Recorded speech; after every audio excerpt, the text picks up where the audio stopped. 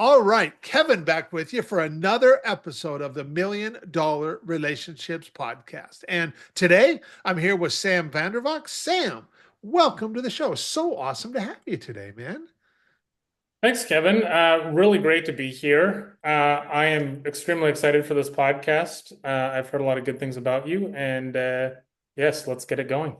Well, I'll tell you, you come highly. You know what's really cool, and I'm going to start off by giving a shout out to Brianna and the folks over at the Interview Valet, because those guys, and specifically Brianna, and there's this other gal that works there, Kristen too. Both of those gals, they are in their roles at Interview Valet is to help people like you, their clients, get on podcasts and stuff. And from my standpoint, being a podcast host, they're regularly reaching out to me because they know the kind of guests that I'm looking for, and they kind of just couple that with the people with serving their clients, and what's really cool is that between Brianna and Kristen, they're reaching out to me at least once or twice a month with suggestions of people, hey, Kev, we think this person would be a really great person for you to interview on your podcast. And they're so doggone organized. They have all this stuff already put together on you. They got like your file, Sam. Yep. and they send me stuff. Then what's really cool is the stuff they send me, it gets me all jazzed. And I'm like, oh man, I want to talk with Sam. I want to get to know Sam, which you and I did that already and stuff. Yep. And what's really cool is that not once have they let me down. Every time they have suggested a podcast guest, it has been right on the money, right on the mark. And so now every time I get an email from either one of them, from Brianna or Kristen, I'm just like, it's kind of like Christmas time. And I'm like, ooh, I wonder what's going to be inside this email at this time around. That's And funny. that's a really awesome experience, Yeah. That's an awesome. So I really appreciate those guys. I just want to take a moment to honor the two of them and what they're doing, and because it just another testament right there to the power of right relationships, which of course is what this podcast is all about. And so, Yes. Yes. so They do a great job. They've done a great job.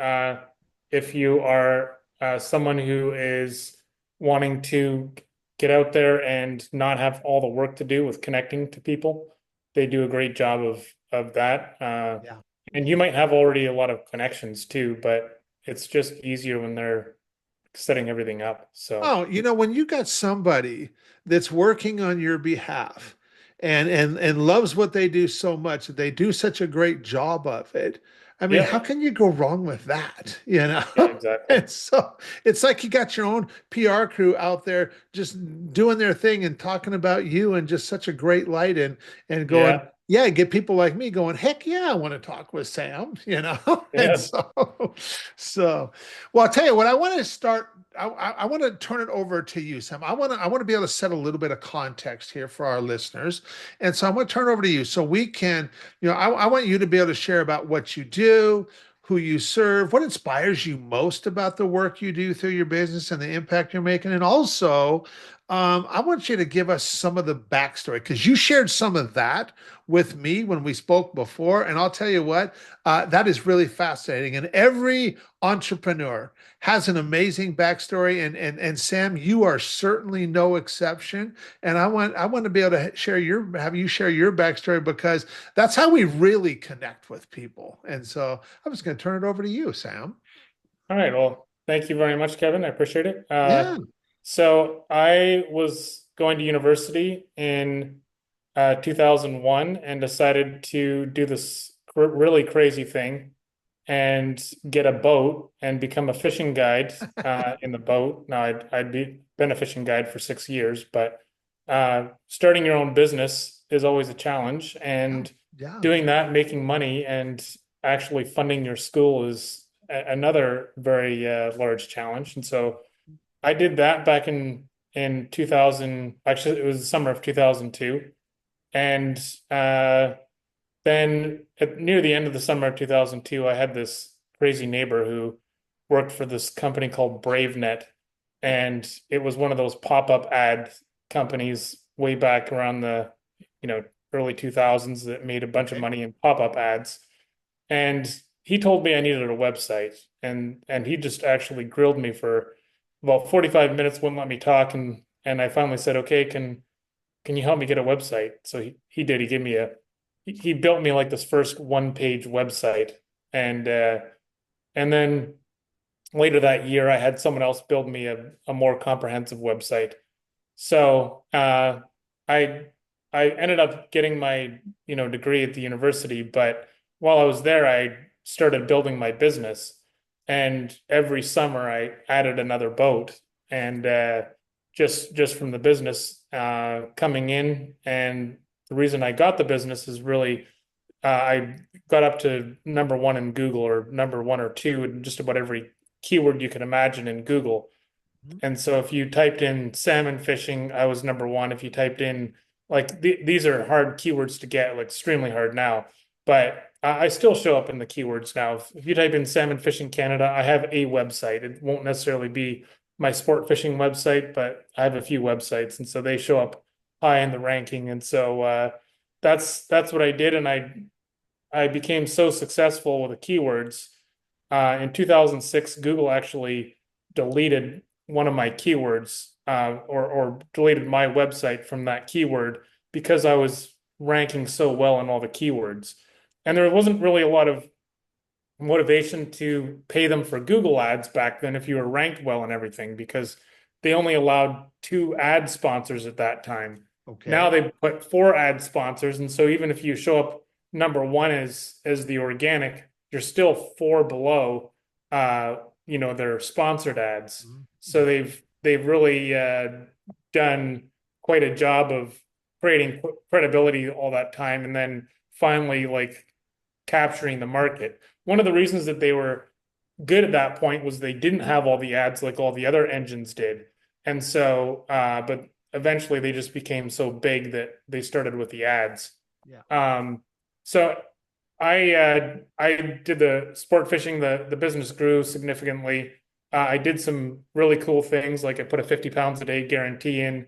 So people, nobody on the coast does a 50 pounds a day guarantee or any kind of guarantee for their Yeah. fish. Yeah. But I wanted to put in a guarantee for the fish. So I made the guarantee that if you came in for 3 days, I would guarantee that you would get an average of 50 pounds a day.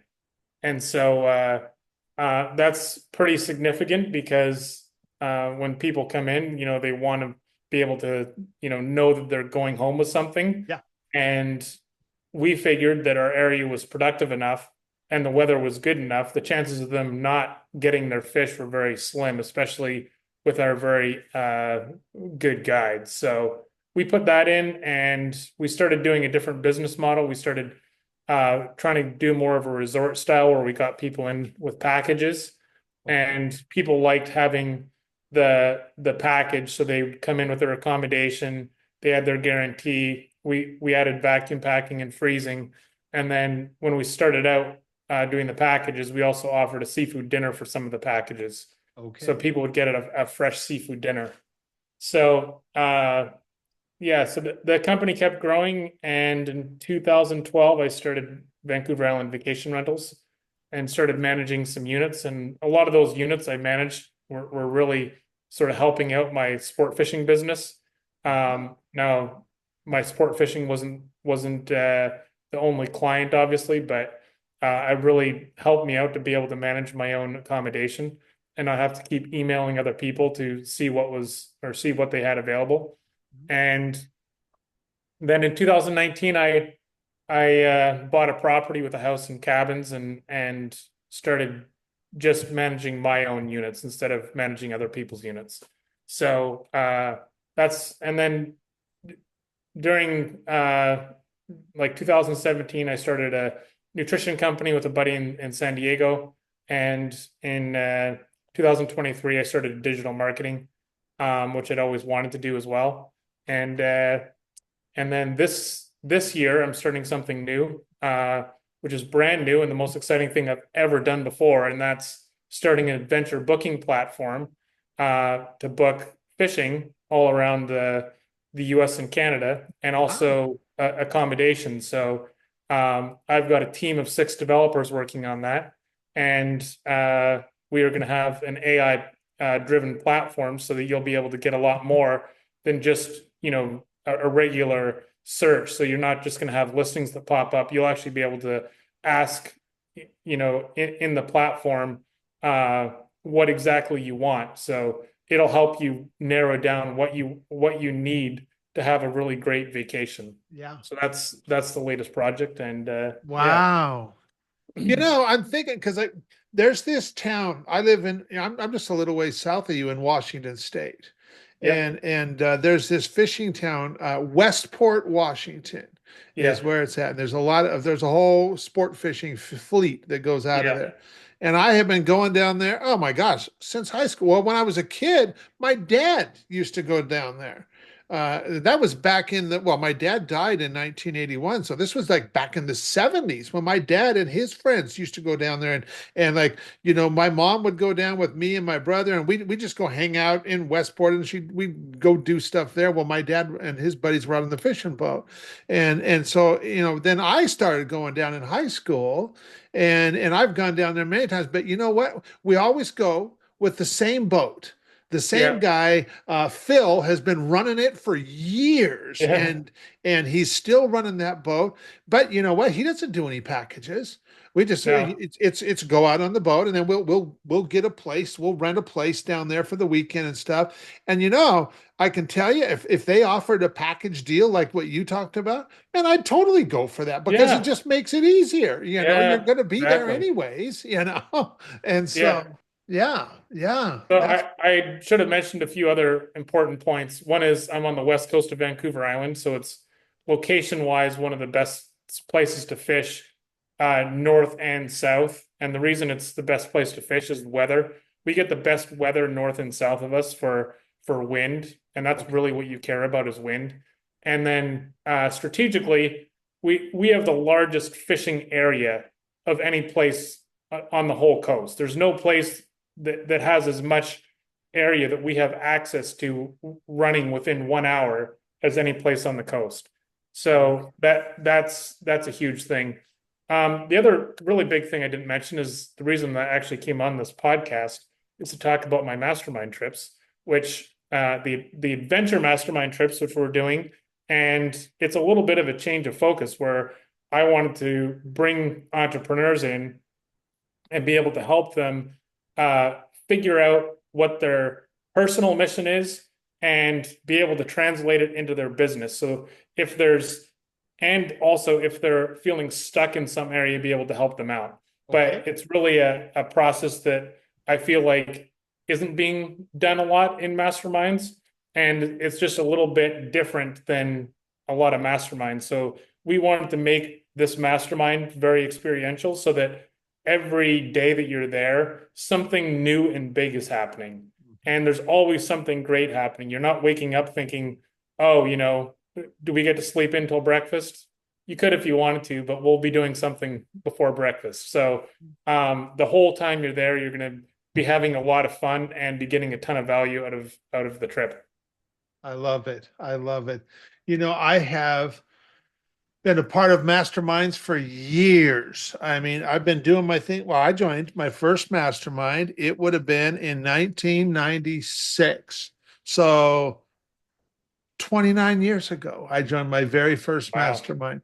There is not a year gone by that I have not been in some kind of a mastermind, that I've done a ton. I've invested over 1.2 million being in masterminds and attending events for entrepreneurs and stuff. Wow.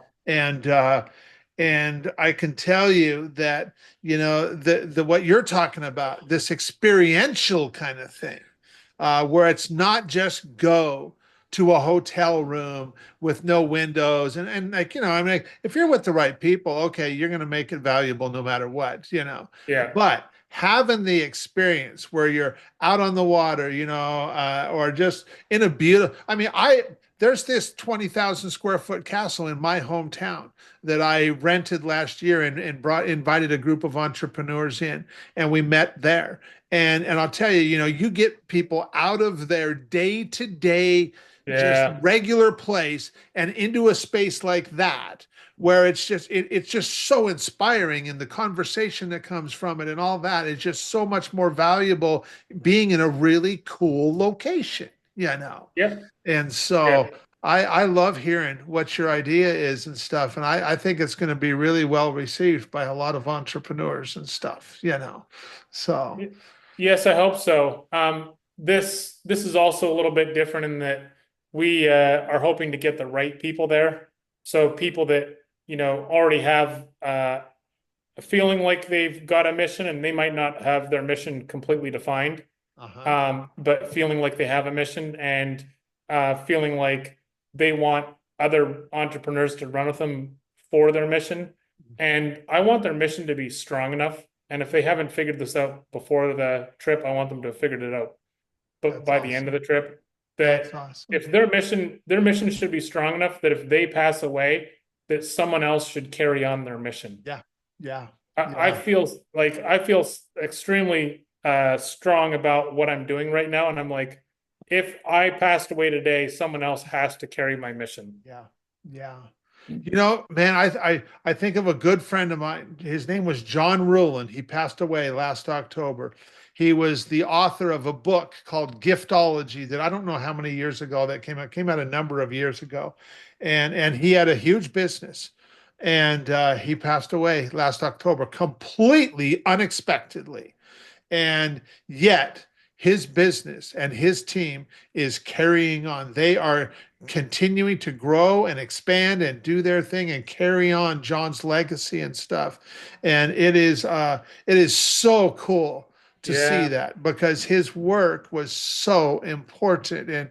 And man, just the stuff that he taught me, and how to honor relationships, yeah, it was so powerful. And you're right, when you have a mission and a vision that you are just so passionate about, and you can convey that to the yeah. right people, Oh because yeah, that's what they're going to get on board with. yeah, That's what they're going to get on board with.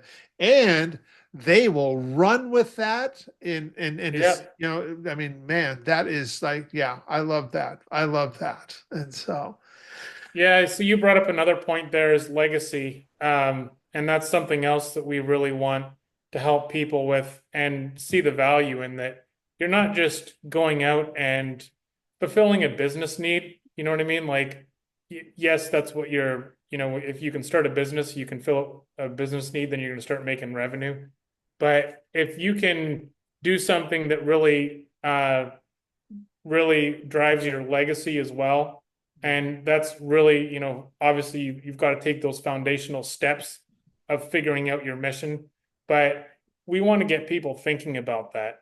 yeah, Think it's something that a lot of entrepreneurs, especially like up to 40 years old, they don't necessarily think about that so much. But the older you get, the more you start thinking, how can I really have an impact on the world so much that people remember me for something? yeah, And yeah, it's not necessarily the glory of your name. It's more of, was I really impactful enough that people remember me in a good way? yeah, And so I think that's something I'm excited about as well. yeah, for sure, for sure.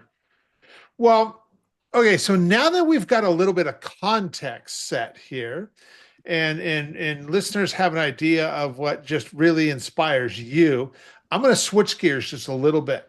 I'm going to reiterate the question around relationships for the benefit of our listeners. So, Sam, have you ever been introduced to a person or persons who completely changed the course of your life or your business, so much so that much of what you have today would not be possible if not for this person or persons? And Sam, I'm totally stoked to hear your story and your experience around this topic of relationships.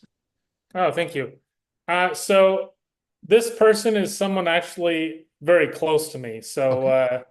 this person actually is my brother Ray, Okay. and he helped me from the start of my business. So he started working for me and as a guide, and he had also started businesses, in Oregon, um, around the same time that he was guiding for me, and so he helped guide me and think me through some logistical things that really helped out, including the guarantee, including doing packages, and he uh, later started to grow in a way that made me start thinking about, what was more important.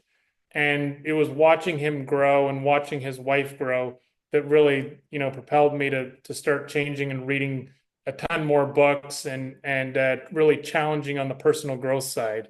So I think when you're growing a business, if you're not growing on the personal side, it's going to be tough.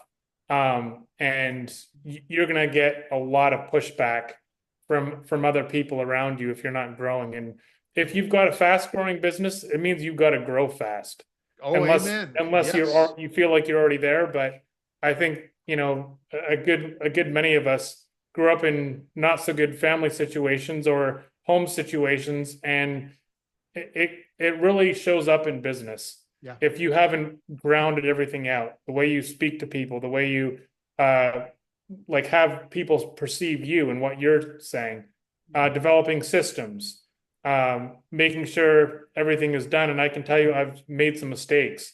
So it was really after making, some mistakes in business where I had some good people there, but I didn't have systems that supported those good people. And then eventually those people left, started making me really think, oh, okay, like I've got to do some things differently. And I think a lot of business owners can relate to that, where they had some good people working for them, but didn't have the systems there, didn't know how to keep them there, and realized, okay, now I need to get down and start learning about not just personal, but also systems. But Yeah. definitely you can't, if you don't have the personal side, you can develop the systems, but that's not going to matter. Yeah. Yeah. Man, you are so right. I mean, just in doing what I do, I have gone through immense personal growth especially over the last 7 years, because I now get to be this connector and this conduit of trust for just amazing entrepreneurs, facilitating introductions that just lead to like really meaningful relationships that then put money in the bank. And the Yeah. money in the bank part is great, but it Yeah. would not happen at the rate it does without the meaningful relationship part, Yeah. Yep. and to serve entrepreneurs. I mean, so I was just talking with a guy yesterday who, built a company to 170 million a year, and ended up selling that company, and now he's working on his next company, Yep. and he's totally jazzed about it, That's awesome. and there would have been a time years ago where Yeah. in the presence of somebody like that, I would have totally put them on a pedestal. Oh my gosh, he built a Yeah. company to 170 million. Wow. Yeah. And yet, because I have gone through personal growth and now can just I've come to realize that no matter who somebody is, no Yeah. matter how successful they seem, no matter how big of a business they run, no matter how great things might look from the outside looking in, every single one of us are just doing the very best we can with what we've got. Yep. And we all second guess ourselves. We Yep. all, I mean, we are all the same in so many ways. And just because we might not be somebody who has built a company to 170 million, it does. I mean, because we haven't done that, that doesn't mean we can't be valuable or we can't be of service to somebody at that level, because we have Yeah. so many other things that we can draw on to be valuable to people at that level. And then it's just a matter of making the decision of, one, that's who I want to be of service to. That's who I want to be of value to, because I love serving not just entrepreneurs at that level, but entrepreneurs who are at that level and show up a certain way. Yeah. They Make a have a difference with servant's what they're heart. doing. that Yeah. they want to use their business to make their biggest impact in the world. They are a giver through and through, Yeah. and those entrepreneurs, man, I mean, I love being of service to those entrepreneurs. Yeah, that's great. And, Yeah, it brings up a good point, and that is that I'm co-authoring a book about making decisions, and it's walking people through, you know, personal mission all the way up to what you're doing in your company. But it's quite a process. So you actually start with your personal compass, go through your personal mission, and walk all the way up into company mission. But a large part of the book's actually getting your personal side right, and then learning to make good decisions. yeah, And the theme of the book is you don't have time, to delay, like Benjamin Franklin says. So, like time does not delay, but you might. And when it comes down to the personal side, you might think you're good, but if you've uh, if you haven't seen things go right, if you have a harder time making decisions, or in business, if you've made some bad hiring decisions, for example, maybe you need some help in screening. But it could be that also, like, your judgments aren't as good because there's things that you haven't figured out in your own personal life. yeah, Because the things that we haven't figured out in our own personal lives, we're blind to in that's other right. people. That's We're right. really, really blind to them. Yeah, So helping people make decisions is another thing that we're planning to do in this mastermind that's and into the awesome. book. So I'm That's excited awesome. about that too. Yeah, that is awesome. That is awesome. Well, Sam, I really appreciate you taking the time to have this conversation today. And I really appreciate who you are and how you show up. And for anybody else that's listening to this and going, man, Kev, yeah, I'm totally with you. I really love who Sam is too. And I love how he shows up. And maybe they'd like to find out more about what you're doing, some of the things you just talked about and stuff. What's the best way? Any websites, any resources we can share with them? Sure. So I think Kevin said he was going to put the links in the podcast notes, but Yeah, I Sam will can, do that. I've got the link to your main website and the links for your Facebook page and the link for or the link to your LinkedIn profile as well and stuff yeah. that I'll include with the podcast. So Yes. So I think that's really the best way, okay, perfect. samvandervalk.com, and they can contact me there, or if they're interested in coming on a mastermind trip, I've got a mastermind page on the website. So Awesome.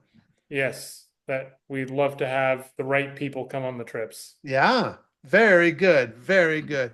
Well, Sam, once again, thank you so much for taking the time to have this conversation today. Really appreciate it and really appreciate you. Well, thank you for having me. You bet.